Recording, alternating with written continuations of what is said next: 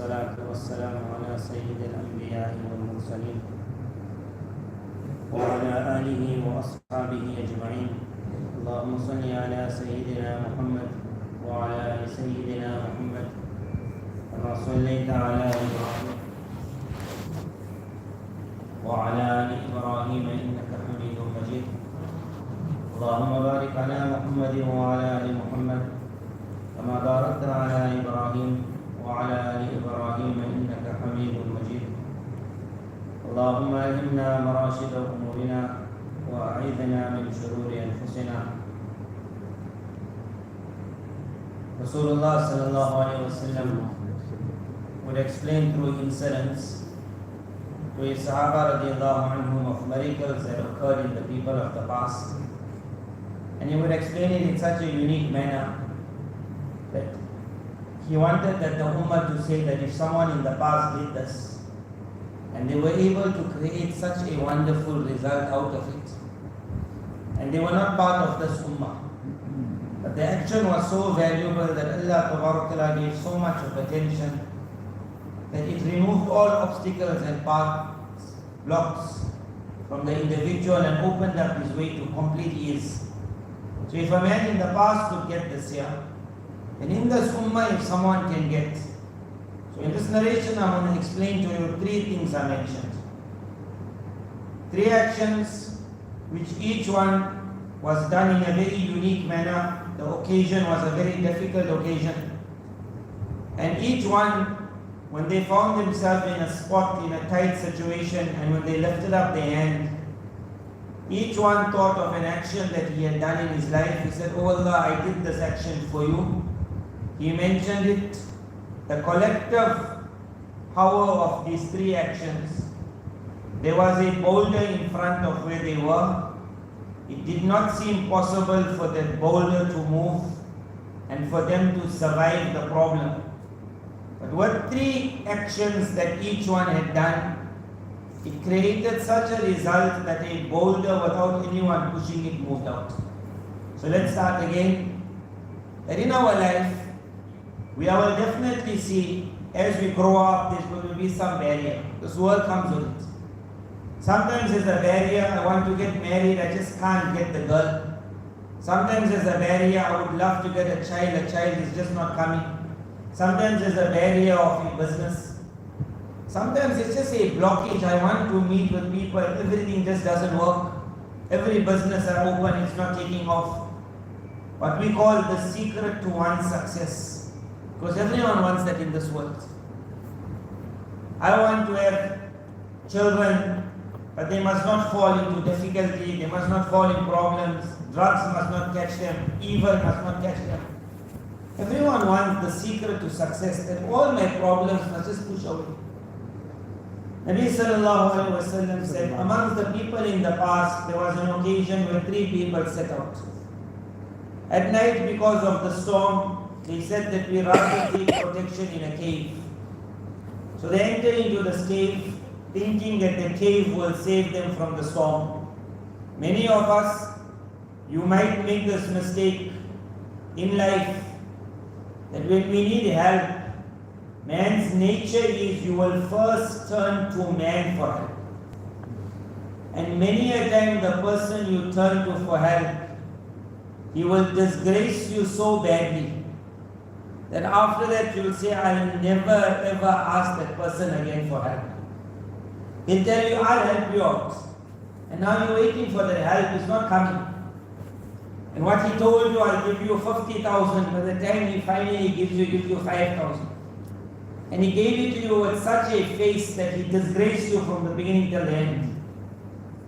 So man's nature is you will always look to man to help. But man is man. One person needed help. So he reached in the village and he asked the people that who's the generous man of this town? Someone who I know if I ask him, he'll open up the path. So they said if you go to that house there, that man never says no. He comes to the house, he asks, knocks, where's this man? He says, this man is in the masjid. He comes to the masjid, he sees this man is in the masjid and his hands are like this. He's making dua. So he asked someone like, what is up to? He said he got a major problem at the moment. He's asking. So this man's looking at it and he says, I must disgrace myself. He said, instead of me asking from him, I'll rather ask directly from the one he's asking. He got his own problem. I'm going to go ask him. You tell me, my friend. Sometimes in life, our nature is we turn for help from the problems caused by man to another man. But man is man. He might help you one time and he'll make you remember it 10 times. So these three people, when a storm comes, the first thing you do is you turn to a cave. Islam was so practical, it never stopped us turning to a cave. But it taught us before going to anything besides the Creator. Before going to anything besides the Creator. Meaning I'm hungry, so I will go towards what? Food. But Islam taught us before going to food, you will go to the Creator. So you will say in the name of Allah and then you use the food. Otherwise sometimes that very food which someone took it and he said with this food life will start. Have you ever seen a man choke on food? When it gets caught there and tears are coming out of his eyes and someone is pressing him on the stomach, one person is hitting him and then it just comes out. At that time is to say that morsel has to ask Allah permission before it can do its work. You rather ask Allah. You don't take Allah's name, the morsel has to take Allah's name. Islam was practical. It never said don't use the creation. It said before going to the creation, go to the Creator. Because the creation also has to ask Allah, can I? He said, you ask Allah. So they looked at the cave, but there was no Allah in this. And they entered the cave. Allah Ta'ala made it that what they thought will protect them, a boulder fell from on top. And there was only one entrance. He said in the morning when the storm is over, we'll go out of the cave. But the boulder fell and now they could not go out. Now you're stuck in a cave. There's no storm, but you can't go. You're pushing on the boulder doesn't move. And there's no other place to go. Soon, hunger will corrupt you. You'll die of thirst, cold. So now you got no other way. And this is Allah's kindness. Every other person in this world, if you don't go to him first, no. And then when all your doors close, and then you go to that person, first thing he'll do is he'll tell you, now you come to me. Now you come. Almighty Allah never does this. Allah wants you go to him first, but his door opens right till the end. And when the individual comes right at the end also, it will never be said now. It will never be said now. So when all the doors were closed, they said, you know what, let's make dua. He said each person must think about in his life some action he had done, which he really has hope that this thing will really save me. Something different. So each person in his individual capacity thinks to Almighty Allah. One doesn't tell the other one what he's saying, but Nabi Sallallahu Alaihi Wasallam tells the Ummah. Because it was for the Ummah to learn three actions. And if you can master these three, in life you will find boulders, even if it comes in front, your dua will push the boulder out. We all want success. Three actions. And these three are very practical, but the world we live in has made it very hard. You must always think about this. When three people in the past could come out of a cave with no door, the person of this ummah will come out of difficulties when there is no exit also. I just see three actions in my life. The first person lifts up his hand. They're all making dua on the individual, so there's no first, second and third. But we will just say the one, the second, the third. Each one at the same time is asking Allah. So one makes a dua, he says, oh Allah, my principle in the house was my parents were most important. And that is a very good principle. You must remember this. Your parents are the most important, and the parents must remember they are the most important. But when they are the most important, some parents take it a little bit too high, that I'm too important. So what happens is when the son gets married and they don't like the new daughter-in-law, then the father says that divorce her. Father doesn't say, mother says, and then the mother tells the father to say, they divorce her. Now that son, he can't tell his mother, Mommy, I'll divorce her, but tonight when I'm going to sleep alone at night, you're going to come and look after me. Let me stay with her. She doesn't like you, doesn't mean she doesn't like me. So rather tell your son, move out of the house and enjoy life and carry on. But the parents sometimes they become so stingy because it's a push for who you love more. So the father now wants the son to say, who you love more, her or me? How the son is going to say that? So a father in the past told his son, divorce your wife. That person never want to divorce. So his father was a man of a little knowledge. So he says, Umar radiallahu anh, he was not happy with his daughter-in-law. So he said to his son, divorce your wife. And the son said that why? Umar radiallahu anh said, I will complain to Allah's Nabi sallallahu alayhi wa sallam. So he goes and Nabi sallallahu alayhi wa sallam says to the son of Umar radiallahu anh, listen to your father. So this father says, that you saw. So now this poor son was in a spot. So he goes to the scholar of the time to say, my father said divorce her. And as a proof of it, he said Umar. So the scholar gave a wonderful answer. He says, the day your father becomes like Umar and you are like the son of Umar, then you give your wife divorce. Until then, just keep her. It was a once-off issue this year. Umar radiallahu anh had a foresight which Nabi sallallahu alaihi wasallam said, if there was a Nabi after me, it would have been him. So in life, don't ever take it so far. Because I saw in recent times, a lot of parents, they tell their son, just divorce her. And the second sentence they say is, there's a lot of fish in the ocean. A lot of fish. But after that, what I saw is, and I say this here, there might be a lot of fish in the ocean, but they all don't bite. So you see the poor son sitting with his fishing rod waiting for next one not biting. He lived 10 years, 20 years. First one is gone, he's sitting. And his parents, they don't get anything after that. He just fulfilled their passion, divorce her. So this person said, my principle in life was my parents were the most important. Whenever I went out and I got milk, I would come home, give my parents first, and then I would give my wife and my children. It's a lovely principle he established. From this narration, we also learn one thing, that when you make principles in life, you must not make it binding. There must be a time when you can break the issue.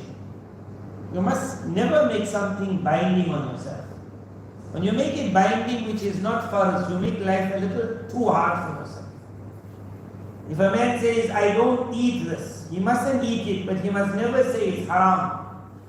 If it is not clear-cut haram, because a day might come, you might need to eat it.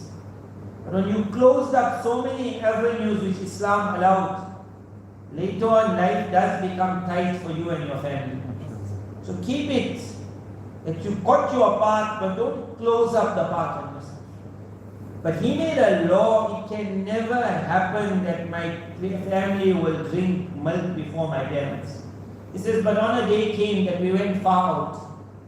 And when I came back with my animals and I put them away in their places, then I brought the milk, my parents were fast asleep. So now I don't know, must I break my law?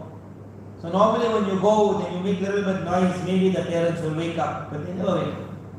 And he's standing with the milk. Now every time he's thinking like, maybe I'll just let my children drink. And again he comes, what if they wake up and they ask me like, did anyone drink before us? He says, in the ending I stood the whole night with that glass. And they did wake up later on in the night. And when they woke up, they looked at me with my standing here. And they took the milk and they drank it. And they never even thought that I had done anything different for them. Parents are like that. He said, my children were crying at my feet. Whole night I waited. When their eyes open, they just took the milk, they drank it and said, okay. Sometimes in life you will do something for your parents and it will hurt you. That they don't know what I went through to get this. And they never even thank me. If ever that happens in your life, I want you to think of this narration. The one who sees everything is only Allah. There is no need even to get the parents dua by telling them, you know what I did, make dua for me. Without a dua coming out from their tongue, the service you will do to your parents, even if they do not appreciate, will get you acceptance by Allah. So you don't have to have them showing their appreciation. When people get old people are very hard to reason with. So you will do so much, and you might think, and my other brother or sister, they do nothing. I do whole life, and that one comes to visit after 1 year with a cake. And the whole week the mother will speak about how nice the cake is. That's how people are when they grow. And the poor daughter, in the house is thinking that I make for her every day food. Not one time she said nice, and that cake for the whole week she's talking. Parents are like that. When they get old, whoever does, do only for Allah. Even if you see no appreciation coming for the one you did, you will see boulders will be removed from your path because Allah sees them. So he said, Allah, on that day, if I did this for you, Nabi Sallallahu Alaihi Wasallam said, this dua of his contributed to the boulder moving what we will call 1/3 of the amount that was needed for the exit to be made. Miraculously, the boulder was going to shift. His action. Ulama explained on this a few things. You don't have to be like that man. Number one, you don't need your children to be crying at your feet. It was a condition that he went through. They right, don't overdo it.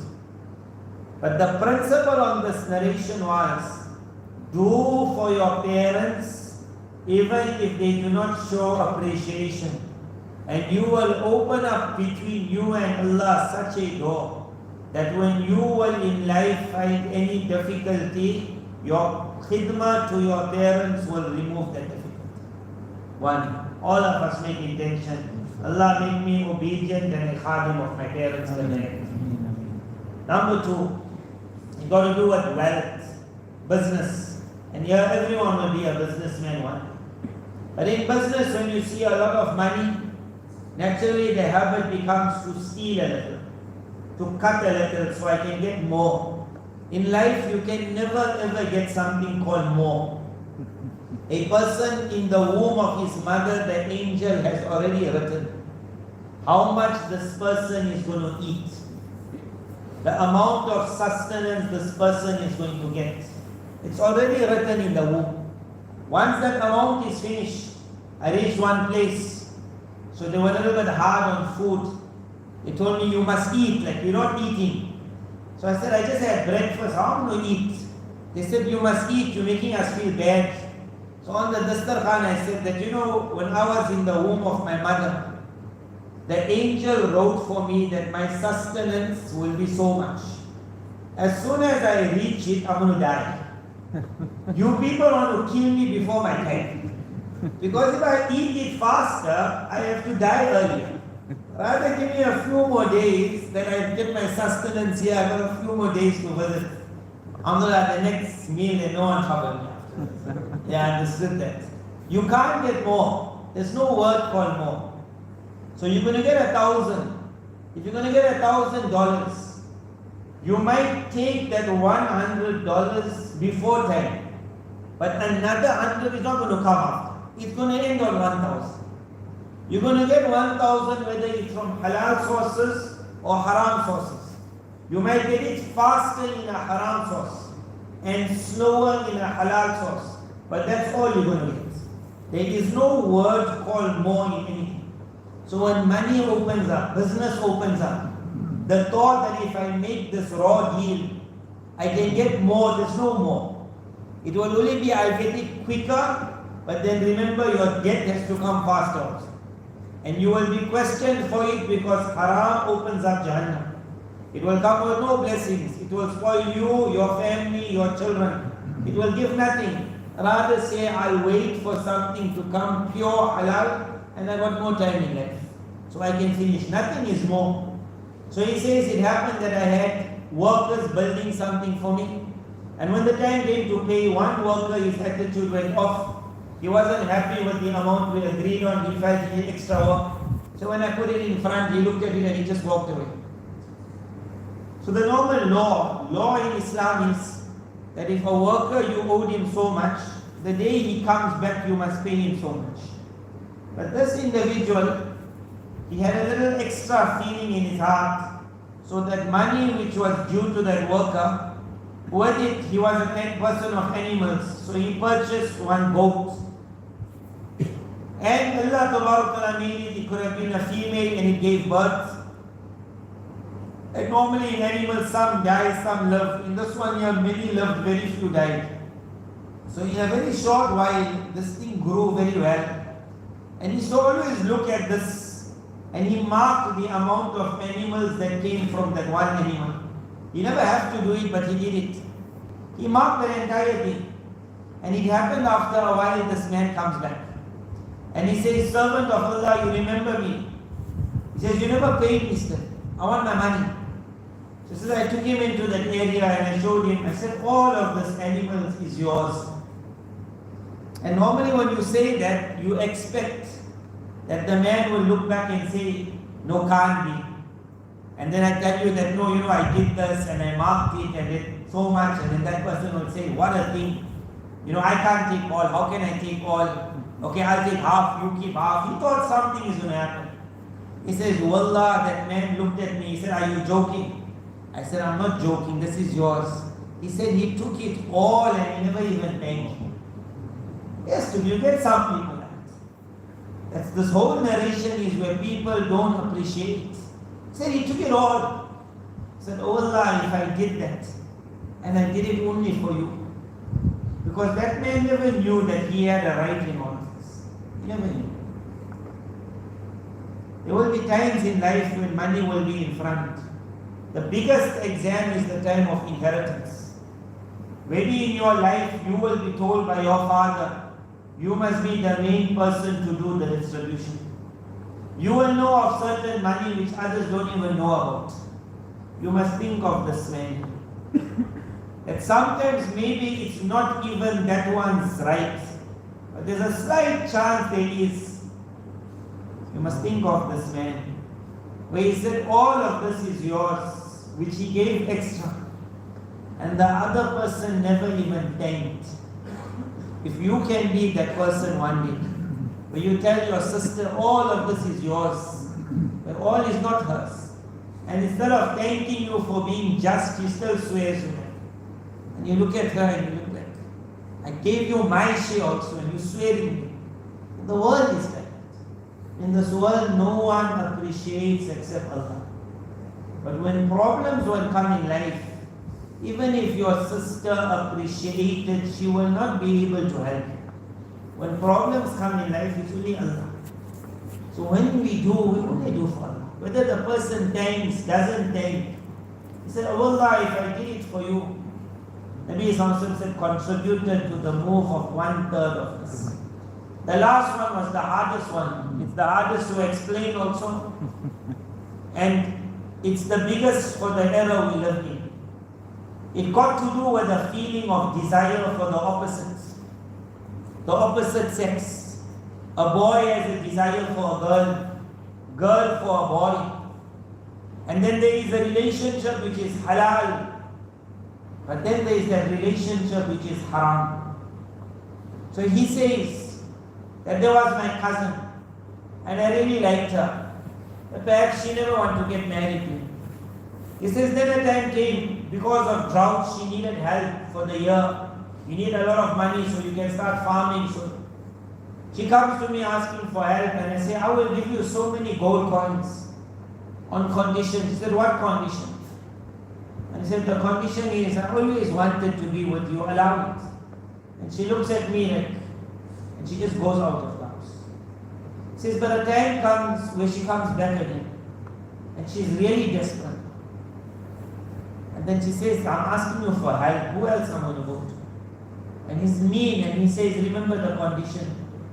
And she looks at him and she wants to cry. And then she says, do what you want. Because when a woman is pushed in such a position. He says, now there was no barrier left. She's not stopping me now. And there's no one who knows about it. And there's no one who's going to interfere. He says at the time where now no one can stop a person from doing what he wants. At that moment she looked in my eye and she said, O servant of Allah, fear Allah. She said, what is not halal, don't take that right.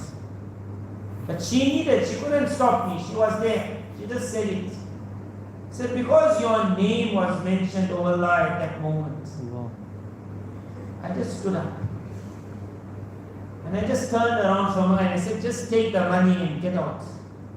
He said, as she was leaving, she was still the most beautiful and beloved to me. And I'm wondering why I'm letting her go. It was your name. He said, Allah, if I did it for you, me and you in this world that we now live in, you might not have your cousin coming and asking you for gold. That might not happen. But on the internet, you will get a lot of filthy women coming and say, see me. On movies, on the internet, on the roads. That woman was desperate for money. And she just said, okay, do what you want. We have entered a time of fitan when Nabi Sallallahu said, in my ummah, the exam will be woman. And how it has happened in today's time, wherever you look, it's a woman. It has become so difficult. One person said it amazing. He said, the aunties who don't wear niqab, I struggle with them. Then he said, and the aunties who wear smart burqa and niqab, I struggle with them also. He said, the niqab is so smart. When I look at that, I start wondering, who's behind the niqab? It can be an old auntie also, but the niqab makes her look extremely young. We're living in a time where it's only women, only girls. Televisions have made it that when we were young, if a woman's little of her body was uncovered, it was a very big deal. And by the year, they took away more clothing, more clothing. Then the time came when the clothing was so tight, so it was wearing clothing but naked.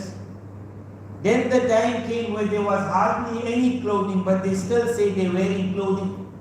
All of it came in a hadith when Nabi Sallallahu Alaihi Wasallam said, one robe that will burn in the fire. He said, I have not seen them already yet in this world, but I have seen them burning in the fire. Kasiyatun ariyatun. It will be people who will be wearing clothing but will be totally naked. We're living in that time where the clothing that they wear is like wearing no clothing. It is to pull everyone's eye. Ma'ilatun, mumilatun. He says they will be getting the eyes of everyone towards them. And they will be giving themselves to everyone.